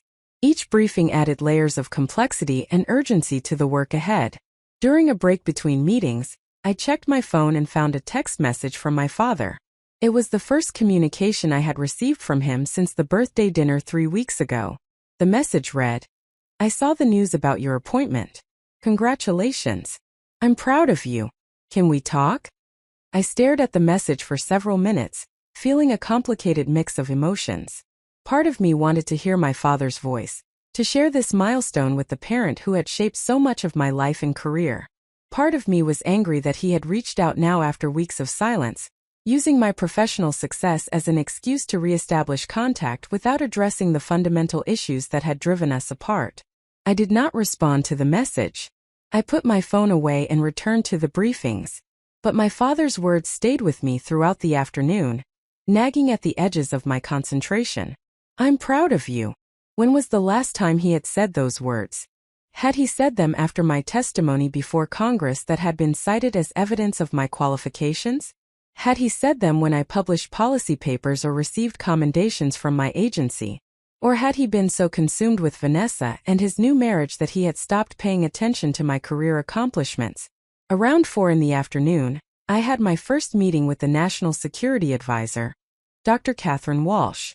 She was a formidable woman in her 60s who had served in senior positions across 3 administrations and had a reputation for strategic brilliance and impatience with anything she considered bureaucratic nonsense. I had read her books on national security strategy and had followed her career with admiration, but I had never imagined working directly with her. Dr. Walsh's office was in the West Wing, and walking there felt like entering the nerve center of presidential power. Staff members moved purposefully through corridors, speaking in low, urgent voices. Military aides in uniform stood at attention near important doorways. Everything felt charged with consequence and history. Dr. Walsh greeted me warmly but immediately turned to business. She explained that infrastructure security had become a top-tier national security concern, because adversaries understood that disrupting critical systems could create chaos and undermine public confidence in government's ability to protect citizens. She said that my office would be judged not by how many reports we produced, but by whether we could measurably reduce vulnerabilities and improve response capabilities when incidents occurred. "You're going to face resistance," Dr. Walsh told me bluntly. "Agencies will protect their turf. Private sector companies will resist regulation and information sharing requirements. Congress will demand results immediately, while providing insufficient resources. Your job is to navigate all of that while actually making progress on reducing risks. It won't be easy, but the president selected you because he believes you can do it." She asked me about my initial priorities and I outlined what Rachel and I had discussed that morning. Dr. Walsh listened carefully, then offered advice on which stakeholder relationships to prioritize and which potential conflicts to expect. She told me that I should not hesitate to escalate issues to her when I needed higher-level intervention, but that I should also develop my own relationships and authority rather than relying constantly on her office. As I prepared to leave, Dr. Walsh said something that stopped me at the door. "Elena, this position will test you in ways you haven't been tested before. You'll work longer hours than you've ever worked. You'll face criticism from people who don't understand the constraints you're operating under. You'll make decisions with incomplete information and live with the consequences. But you'll also have the opportunity to make a real difference on issues that matter deeply for this country's security and prosperity. Don't lose sight of why you're doing this when things get difficult." I thanked her and walked back to my temporary office, thinking about her words. Why was I doing this? The obvious answer was because the president had asked me to, because this was an extraordinary opportunity to serve at the highest levels. But was that enough? Was professional ambition and the honor of being selected sufficient reason to accept a role that would consume my life and potentially cost me my marriage? I thought about the infrastructure systems I had spent my career working to protect and improve, the electrical grid that powered hospitals and homes, the water treatment facilities that provided safe drinking water to millions of people, the communications networks that connected families and enabled commerce, the transportation systems that moved goods and people across the country. These systems were not abstractions. They were the foundation of modern life, and when they failed, real people suffered real consequences. I had gone into public service because I believed that government had a responsibility to protect and serve citizens, to address collective challenges that markets alone could not solve. I had stayed in government despite modest pay and long hours because I believed the work mattered more than personal wealth or comfort. This appointment was an opportunity to apply everything I had learned over 12 years to problems that genuinely affected national security and quality of life for millions of Americans. But Dr. Walsh was right that this position would test me in ways I had not experienced before. The work would be relentless and high pressure. The criticism would be harsh and often unfair. The decisions would have consequences that extended far beyond my own career. And I would need to do all of this while managing a personal life that was already strained to the breaking point. I left the office at 7 in the evening, later than I had planned but earlier than I would on most future days. The SUV drove me home through heavy traffic while I stared out the window at the city lights and thought about what I would say to Marcus. We needed to have a real conversation about whether our marriage could survive this appointment and what changes would be necessary if we wanted to make it work. Marcus was home when I arrived, sitting at the kitchen table with his laptop open and papers spread around him. He looked up when I walked in, but his expression was guarded, neither welcoming nor hostile but carefully neutral. "How was your first day as a national security director?" he asked, and I could not tell if the question was genuine or sarcastic. "Overwhelming," I said honestly. "I spent the day learning about threats I didn't know existed and realizing how much work there is to do." Marcus nodded but did not respond. I set my bag down and sat across from him at the table. "We need to talk about what happens next," I said. "About whether you can accept this new reality, and what I need to do differently if we're going to make our marriage work." "I've been thinking about it all day," Marcus said. "And I keep coming back to the same question. Are you willing to set boundaries with this job? Because if you're not, if you're going to let this position consume your entire life the way your previous work has, then I don't think we can stay married." His words were direct and painful, but they were also fair. I had a pattern of letting work expand to fill all available time and energy. I said yes to additional projects and responsibilities without considering the impact on my personal life. I canceled plans and worked late and brought work home because I told myself the demands were temporary when in fact they were constant. "I don't know if I can set the boundaries you need," I admitted. "This position is going to require long hours and constant availability. There will be emergencies that I have to respond to regardless of what else is happening. I can't promise that work won't interfere with our personal time because that would be a lie." Marcus was quiet for a moment, processing my honesty. "Then maybe we need to accept that this marriage can't continue," he said quietly. "Because I can't live this way anymore. I can't be married to someone who is never fully present, who cancels plans constantly, who prioritizes work over everything else. I love you, Elena, but I need a partner, not a roommate who occasionally shows up between work obligations." The possibility of divorce had hovered at the edges of our conversation last night, but hearing Marcus state it directly made it real in a way that theoretical discussion had not. We had been married for 8 years. We had built a life together. We had promised to support each other through challenges and changes.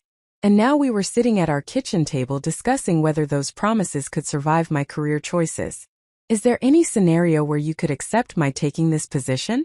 I asked, needing to understand if there was any path forward that did not require choosing between my marriage and my career. Marcus thought about the question seriously before answering.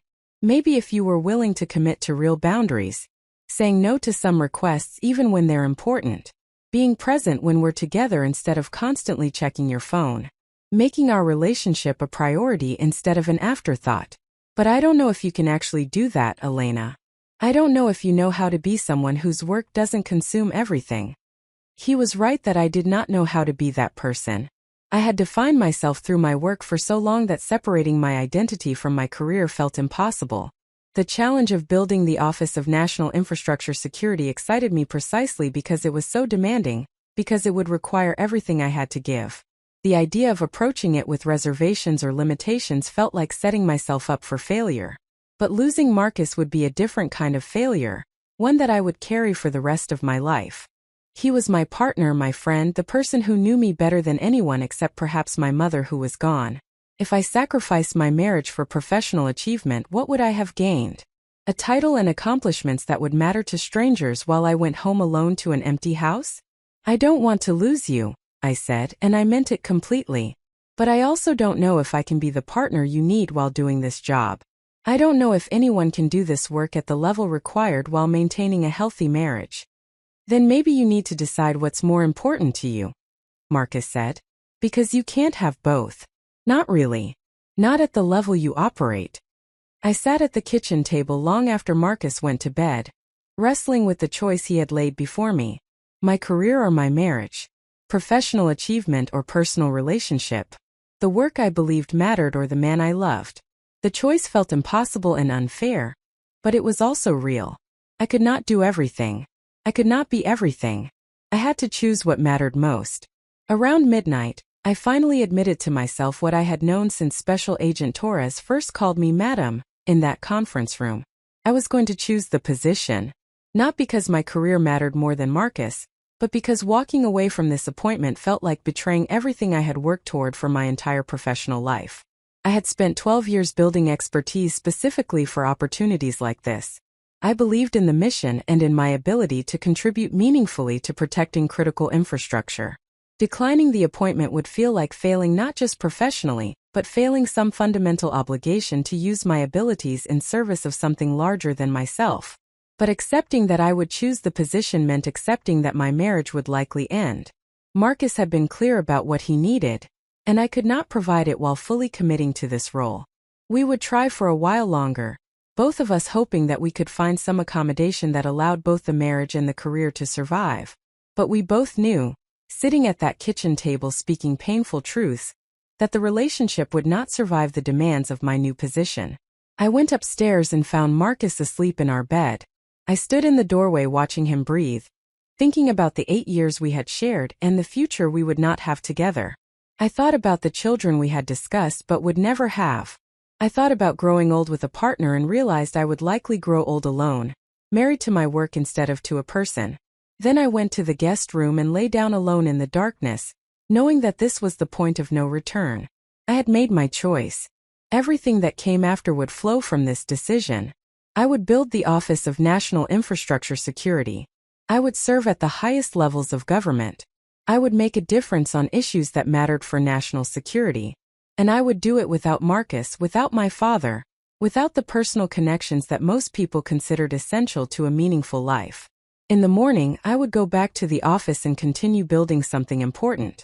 I would meet with stakeholders and review threat assessments and make decisions that affected millions of people. I would be Director Elena Martinez, and that role would define me completely because I had nothing else left. I woke in the guest room at 5:30 in the morning, having slept perhaps 3 hours in fragmented intervals. The room was still dark, but I could hear the first sounds of the city stirring beyond the windows. Delivery trucks rumbling down the street, a neighbor's door closing, the distant wail of a siren, the sounds of a world continuing to function because infrastructure systems worked invisibly and reliably, allowing people to wake and move and live without thinking about the complex networks that enabled their daily existence. I lay in the unfamiliar bed thinking about what I had decided in the darkness last night.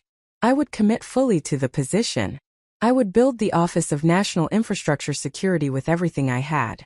And I would accept the personal costs that came with that choice, including the likely end of my marriage. The decision felt both clear and devastating, necessary and terrible. But lying there in the pre-dawn darkness, I realized that accepting the position was only the first decision.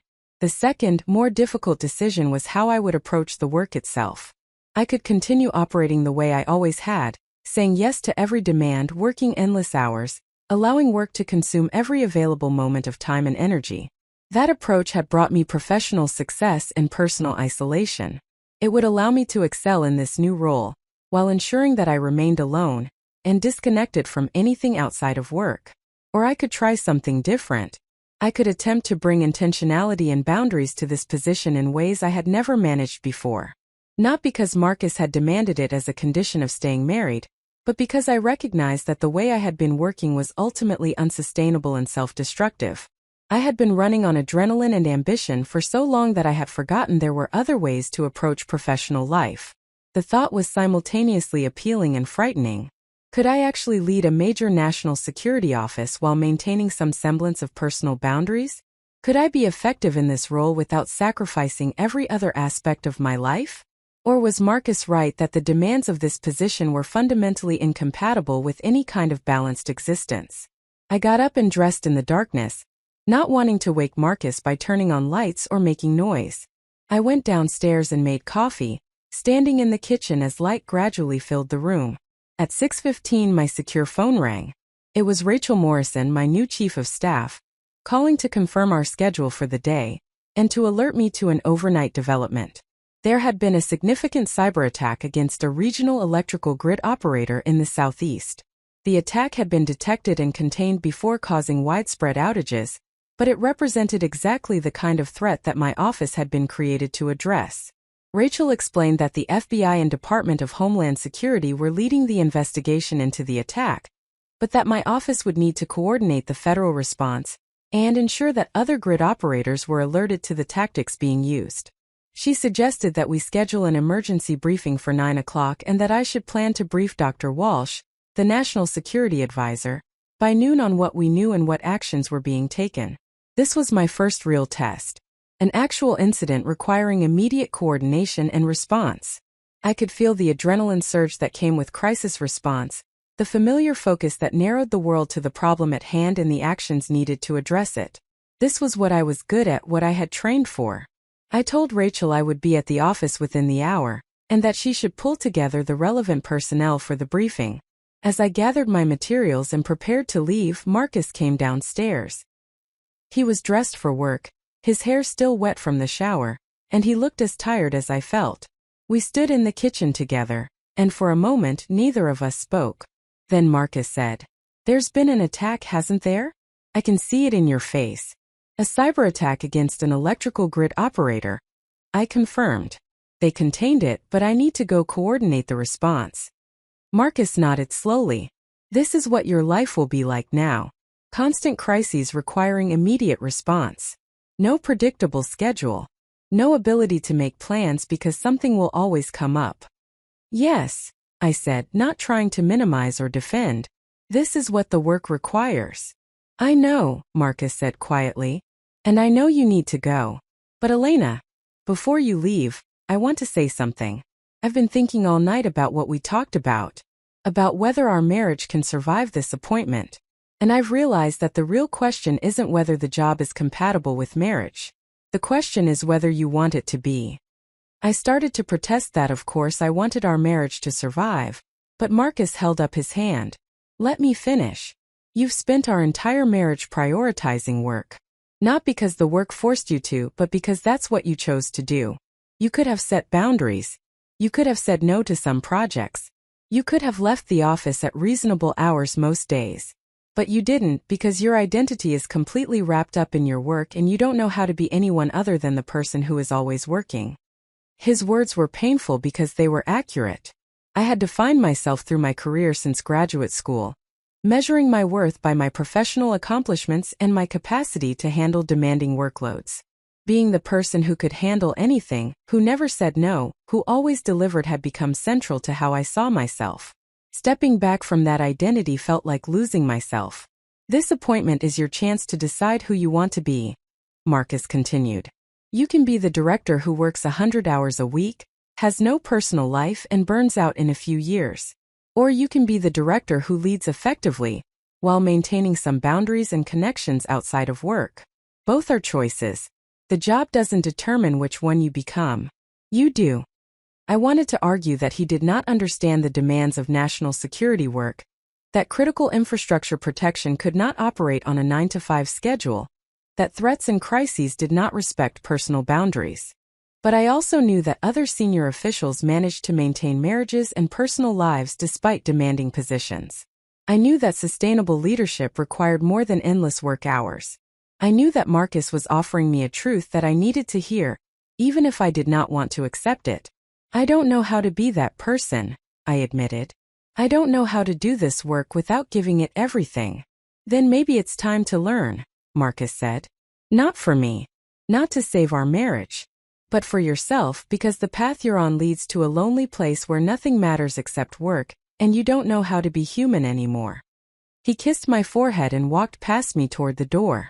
I'll be staying at Eric's place for a while, he said, referring to his best friend who lived across town. We both need space to figure out what we want. I love you, Elena. But I can't watch you destroy yourself with work anymore. Then he was gone, and I was standing alone in the kitchen with my secure phone buzzing with messages and my car waiting outside to take me to respond to a crisis. I had a choice in this moment. I could leave immediately and dive into the work, using the crisis as an excuse to avoid processing what Marcus had just said. Or I could take 5 minutes to actually think about what I wanted my life to look like and what kind of leader I wanted to be. I sat down at the kitchen table and made myself breathe slowly. I thought about the director who worked 100 hours a week and burned out.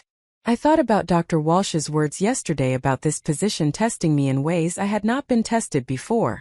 I thought about my mother, who had supported my father's career while maintaining her own identity and her own connections, who had managed to be fully present both as a diplomat's wife and as herself. What if Marcus was right that I could choose to approach this work differently? What if I could be effective without being consumed? What if setting boundaries was not a sign of weakness but a strategy for sustainable leadership? The thought was revolutionary for someone who had spent her entire career proving herself through endless availability and willingness to take on any challenge. But it was also appealing. I was tired. I had been tired for years but had refused to acknowledge it because tiredness suggested inadequacy. I was lonely, though I had filled that loneliness with work and told myself that professional relationships were sufficient. I had built a life that looked successful from the outside but felt increasingly hollow from the inside. I picked up my secure phone and called Rachel Morrison. When she answered, I said, "I'm going to be at the office in 90 minutes instead of immediately. I need to do something first. Can the briefing start at 9:30 instead of 9? There was a pause, and I could imagine Rachel recalculating schedules and wondering if her new boss was already proving unreliable. Then she said, "That should work. I'll adjust the schedule and see you at 9:30. I hung up and sat for a moment, feeling both relieved and anxious about having taken that small step. Then I went to my home office and pulled out a notebook. I wrote at the top of a blank page, "What kind of leader do I want to be?" I began writing, not in the analytical style I used for policy papers but in a more personal, exploratory way. I wrote about wanting to be someone who was effective and respected, but also sustainable and balanced. Someone who inspired their team through competence and commitment, but also through modeling healthy boundaries and self-care. Someone who took the work seriously without losing themselves in it. I wrote about specific boundaries I could try to establish. Not working past 8 in the evening most nights except during genuine emergencies. Taking 1 full day off per week to disconnect from work communications. Building in time for exercise and friends even if that time was limited. Being fully present in meetings rather than constantly checking my phone for other urgent matters. Some of these boundaries would be difficult to maintain given the nature of the work. Crises would occur that required immediate response regardless of the time. Intelligence briefings would be scheduled that could not accommodate personal preferences. But most work was not actually as urgent as I pretended it was. Most emails could wait a few hours for response. Most meetings could be scheduled rather than demanded immediately. I had created an environment of constant urgency partly through my own inability to distinguish between what was truly critical and what was merely important. I wrote about what I had learned from watching my father's diplomatic career. He had been effective and respected, rising to senior positions and handling complex negotiations. But he had also maintained boundaries that protected his family time and his personal relationships. When we lived overseas, he left the embassy at reasonable hours most days. He took vacations without bringing work along. He was present at my school events and at family dinners. It was only after my mother died that he had lost those boundaries, retiring early and then falling into a relationship with Vanessa that consumed him in unhealthy ways. If my father could balance diplomatic service with family life, why had I convinced myself that public service required total sacrifice? Was it because I was a woman in a male-dominated field and felt I needed to prove my commitment by being available constantly? Was it because I had tied my identity so completely to professional achievement that I did not know who I was outside of work? Was it simply habit, patterns established early in my career that had calcified over time? I wrote for 45 minutes, exploring these questions without trying to force immediate answers. When I finished, I had several pages of reflections and a clearer sense of what I wanted to try to do differently. I tore out the page with my boundaries and folded it into my wallet where I could refer to it when I felt myself slipping into old patterns. Then I called Special Agent Torres and told him I was ready to leave for the office. The SUV was waiting when I stepped outside, and as we drove through morning traffic toward downtown Washington, I felt something I had not felt in years. A sense of possibility that my life could be different from the narrow path I had been following. When I arrived at the office at 9:15, Rachel was waiting with a thick briefing folder and a look that suggested she had been managing multiple urgent situations in my absence. I thanked her for adjusting the schedule and told her I appreciated her flexibility. Then I asked her a question I had never asked any colleague before. Rachel, you've worked in senior positions for 20 years. How do you manage the demands of the work without letting it consume your entire life? Rachel looked surprised by the question but answered thoughtfully. I protect my sleep and I protect Sunday mornings with my family. Everything else is negotiable, but those two things are non-negotiable. I've learned that I'm actually more effective when I'm rested and when I maintain some connection to life outside of work. The first few years I felt guilty about those boundaries. Now I see them as essential to being able to do the work sustainably. Do people respect those boundaries? I asked. Or do you face pressure to be available constantly? Some people respect them and some people don't, Rachel said honestly. But I've found that if you're clear about your boundaries, and if you deliver excellent work, most people adapt. The key is being reliable within the boundaries you set rather than being available constantly, but producing mediocre work because you're exhausted. Her words reinforced what I had been thinking about that morning. Boundaries were not signs of weakness or lack of commitment. They were strategies for sustainable excellence. I told Rachel that I wanted to try to establish some boundaries in how we operated the office, and that I needed her help in figuring out what was realistic given the nature of the work. The briefing on the cyber attack began at 9:30 with representatives from FBI, Department of Homeland Security, the Department of Energy, and the intelligence community. I listened carefully as they explained what had occurred. The attackers had gained access to the grid operator's network through a phishing email that compromised an employee's credentials. Once inside the network, they had moved laterally until they reached industrial control systems that managed electrical distribution. They had positioned themselves to cause widespread outages, but had not activated that capability before being detected by monitoring systems. The attack was sophisticated and appeared to have been conducted by a nation-state actor based on the techniques used and the infrastructure being targeted. The FBI was pursuing attribution while DHS was working with the affected grid operator to ensure that the attackers were fully removed from the network. The Department of Energy was alerting other grid operators to the specific tactics used and recommending defensive measures.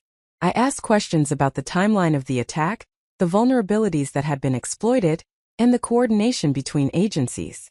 I identified gaps where my office could add value by ensuring that information was flowing efficiently between federal agencies and private sector operators. I assigned Rachel to establish a working group that would meet daily until the immediate threat was resolved, and weekly thereafter to track ongoing vulnerabilities in the electrical grid. Then I did something that surprised everyone in the room, including myself. I thanked them for their work, told them we would reconvene tomorrow morning at 9 to assess progress, and ended the meeting 45 minutes earlier than scheduled. Several people looked confused, apparently expecting that we would continue discussing the situation for hours or that I would demand additional briefings immediately. Up next, you've got two more standout stories right on your screen. If this one hit the mark, you won't want to pass these up. Just click and check them out. And don't forget to subscribe and turn on the notification bell so you don't miss any upload from us.